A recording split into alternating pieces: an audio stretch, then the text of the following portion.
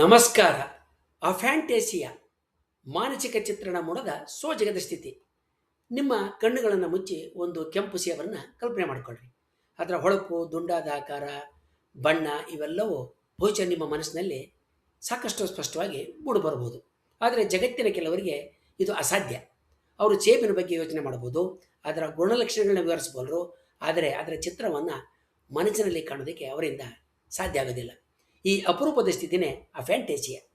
ಈ ಸ್ಥಿತಿಯ ಬಗ್ಗೆ ಮೊದಲ ವೈಜ್ಞಾನಿಕ ಸೂಚನೆ 1880ರಲ್ಲಿ ಕಂಡುಬರ್ತದೆ. ಬ್ರಿಟಿಷ್ ವಿಜ್ಞಾನಿ ಫ್ರಾನ್ಸಿಸ್ ಗಾಲ್ಟನ್ನು ಜನರ ಕಲ್ಪನಾ ಸಾಮರ್ಥ್ಯವನ್ನು ಅಧ್ಯಯನ ಮಾಡ್ತಾ ಇರಬೇಕಾದ್ರೆ ಕೆಲವರಿಗೆ ಮನಸ್ಸಿನಲ್ಲಿ ಯಾವುದೇ ಚಿತ್ರ ಮೂಡೋದಿಲ್ಲ ಅನ್ನೋದನ್ನು ಗಮನಿಸಿರ್ತಾನೆ. ಆದರೆ ಈ ವಿಷಯ ಶತಮಾನಕ್ಕೂ ಹೆಚ್ಚು ಕಾಲ ಯಾರ ಗಮನವನ್ನು ಸೆಳೆಯೋದಿಲ್ಲ. ಈ ಸ್ಥಿತಿಯ ವೈಜ್ಞಾನಿಕ ಅಧ್ಯಯನ 2003ರಲ್ಲಿ ಪ್ರಾರಂಭ ಆಗುತ್ತೆ. ನರರೋಗ ತಜ್ಞರಾದಂಥ ಆಡಮ್ ಜೆಮೆನ್ನು ಅವರು ಒಂದು ವಿಚಿತ್ರವಾದ ರೋಗಿಯನ್ನು ಭೇಟಿಯಾಗ್ತಾರೆ.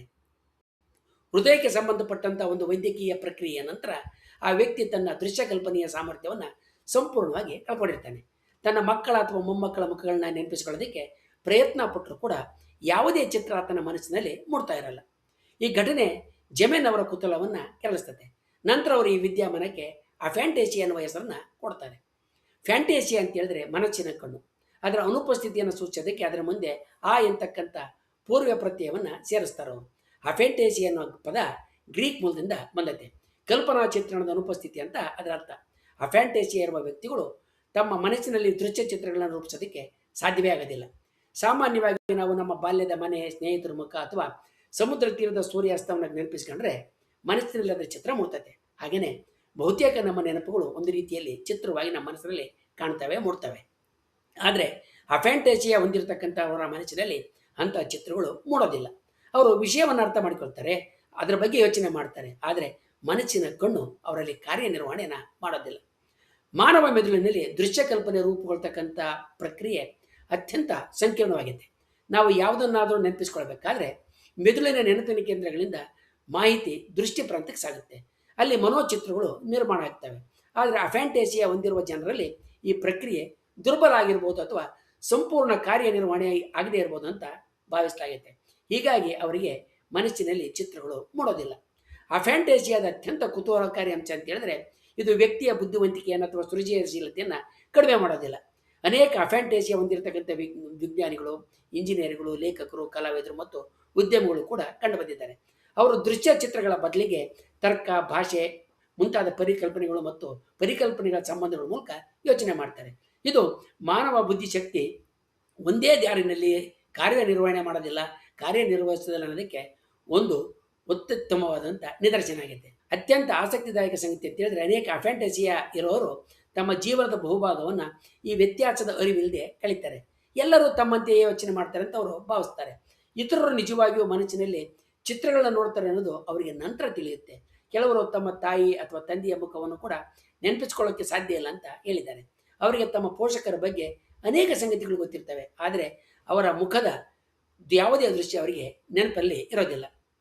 ಇತ್ತೀಚಿನ ಸಂಶೋಧನೆಗಳು ಅಫ್ಯಾಂಟೇಸಿಯಾ ಮತ್ತು ಭಾವನೆಗಳ ನಡುವಿನ ಸಂಬಂಧವನ್ನು ಬೆಳಕಿಗೆ ತಂದಿದೆ. ಭಯಾನಕ ಕಥೆಗಳನ್ನು ಓದಿದಾಗ ಸಾಮಾನ್ಯ ಜನರ ಹೃದಯ ಬಡಿತ ಮತ್ತು ಬೆವರಿನ ಪ್ರಮಾಣ ಹೆಚ್ಚಾಗ್ತದೆ. ಯಾಕಂದರೆ ಅವರು ಕಥೆಯ ದೃಶ್ಯಗಳನ್ನು ಮನಸ್ಸಿನಲ್ಲಿ ಮೂಡಿಸ್ಕೊಳ್ತಾ ಇರ್ತಾರೆ.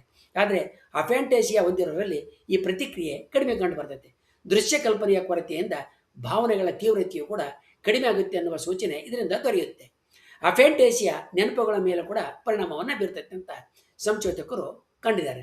ಸಂಶೋಧಕರು ಕಂಡುಕೊಂಡಿರೋ ರೀತಿಯಲ್ಲಿ ಈ ಸ್ಥಿತಿ ಉಳ್ಳವರಿಗೆ ವೈಯಕ್ತಿಕ ನೆನಪುಗಳನ್ನ ಸ್ಪಷ್ಟವಾಗಿ ಮರುಪಡೆಯೋದು ಕಷ್ಟ ಆಗುತ್ತೆ. ಅವರ ನೆನಪುಗಳು ಚಿತ್ರಗಳ ರೂಪದಲ್ಲಿರದೆ ಮಾಹಿತಿಯ ರೂಪದಲ್ಲಿ ಇರ್ತವೆ. ನಾನು ಅಲ್ಲಿ ಹೋಗಿದ್ದೆ ಅನ್ನುವ ಅವ್ರಿಗೆ ಇರ್ತದೆ, ಆದರೆ ಆ ಘಟನೆಯ ದೃಶ್ಯ ಅನುಭವವನ್ನು ಅವರು ಮತ್ತೆ ಪಡೆಯೋದಕ್ಕೆ ಸಾಧ್ಯ ಆಗೋದಿಲ್ಲ. ಆದರೂ ಕೂಡ ಅಫ್ಯಾಂಟೇಸಿಯಾವನ್ನು ಕೇವಲ ಒಂದು ಕೊರತೆ ಅಂತ ಪರಿಗಣನೆ ಮಾಡೋದಕ್ಕೆ ಸಾಧ್ಯ ಇಲ್ಲ. ಕೆಲವು ಸಂದರ್ಭಗಳಲ್ಲಿ ಇದು ಪ್ರಯೋಜನಕಾರಿಯೂ ಕೂಡ ಆಗ್ಬೋದು. ಭಯಾನಕ ಅಥವಾ ಆಘಾತಕಾರಿ ಘಟನೆಗಳ ನೆನಪುಗಳು ಮತ್ತೆ ಮತ್ತೆ ಮನಸ್ಸಿಗೆ ಬಂದು ಕಾಡ್ತಕ್ಕಂಥ ಸಾಧ್ಯತೆ ಇವರಲ್ಲಿ ಕಡಿಮೆ. ಹೀಗಾಗಿ ಮಾನಸಿಕ ಆಘಾತಗಳ ಪರಿಣಾಮ ಕೆಲವೊಮ್ಮೆ ಇವರಲ್ಲಿ ಕಡಿಮೆ ಇರುತ್ತೆ. ಇತರ ವಿರುದ್ಧ ಸ್ಥಿತಿಯೂ ಕೂಡ ಇದೆ. ಇದನ್ನು ಹೈಪರ್ ಫ್ಯಾಂಟೇಸಿ ಅಂತ ಕರೀತಾರೆ. ಈ ಈ ಸ್ಥಿತಿಯಲ್ಲಿರ್ತಕ್ಕಂಥವ್ರು ಅತ್ಯಂತ ಸ್ಪಷ್ಟ ಮತ್ತು ಜೀವಂತವಾದಂಥ ಮನೋಚಿತ್ರಗಳನ್ನು ಕಾಣ್ತಾರೆ. ಕೆಲವೊಮ್ಮೆ ಅವರ ಕಲ್ಪನೆಗಳು ವಾಸ್ತವದಷ್ಟೇ ನೈಜ ಅನುಭವದಂತೆ ಭಾಸ ಆಗ್ತವೆ. ಆದರೆ ಇದರಿಂದ ಹಳೆಯ ದುಃಖಗಳು ಮತ್ತು ಭವಿಷ್ಯದ ಭಯಗಳು ಹೆಚ್ಚು ತೀವ್ರವಾಗಿ ಅವರಿಗೆ ಅನುಭವ ಆಗ್ತಕ್ಕಂಥ ಸಾಧ್ಯತೆಯನ್ನು ಇರ್ತದೆ. ಕಳೆದ 2 ದಶಕಗಳ ಸಂಶೋಧನೆಗಳು ಒಂದು ಮಹತ್ವದ ಸತ್ಯವನ್ನು ತೋರಿಸ್ಕೊಟ್ಟಿದ್ದಾವೆ. ಅಫೆಂಟೇಸಿಯಾ ಯಾವುದೇ ಒಂದು ರೋಗ ಅಲ್ಲ, ಇದು ಮಾನವನ ಮೆದುಳಿನ ವೈವಿಧ್ಯತೆಯ ಒಂದು ರೂಪ. ಕೆಲವರು ಜಗತ್ತಿನ ಚಿತ್ರಗಳ ಮೂಲಕ ಕಾಣ್ತಾರೆ, ಯೋಚಿಸ್ತಾರೆ. ಕೆಲವರು ಪದಗಳು, ಕಲ್ಪನೆಗಳು ಮತ್ತು ತಾರ್ಕಿಕ ಸಂಬಂಧಗಳ ಮೂಲಕ ಯೋಚನೆ ಮಾಡಬಲ್ಲರು. ಎರಡೂ ಮಾನವ ಅನುಭವದ ಸಹಜ ರೂಪಗಳೇ. ಮೆದುಳಿನ ಅಧ್ಯಯನಗಳು ಅಫ್ಯಾಂಟೇಸಿಯಾ ಇರೋರಲ್ಲಿ ದೃಶ್ಯ ಸಂಸ್ಕರಣಾ ಭಾಗಗಳು ಮತ್ತು ನೆನಪಿನ ವ್ಯವಸ್ಥೆಗಳ ನಡುವಿನ ಸಂಪರ್ಕಗಳಲ್ಲಿ ವ್ಯತ್ಯಾಸಗಳು ಇರ್ಬೋದು ಅಂತೇಳಿ ಸೂಚಿಸಿದ್ದಾರೆ. ಆದರೆ ಇದು ಯಾವುದೇ ಕಾಯಿಲೆ ಅಥವಾ ಮೆದುಳಿನ ದೋಷ ಅಲ್ಲ. ವಿಜ್ಞಾನಿಗಳು ಇದನ್ನು ಮಾನವ ಮೆದುಳಿನ ಸಹಜ ವೈವಿಧ್ಯತೆಯ ಒಂದು ರೂಪ ಅಂತ ಪರಿಗಣಿಸಿದ್ದಾರೆ.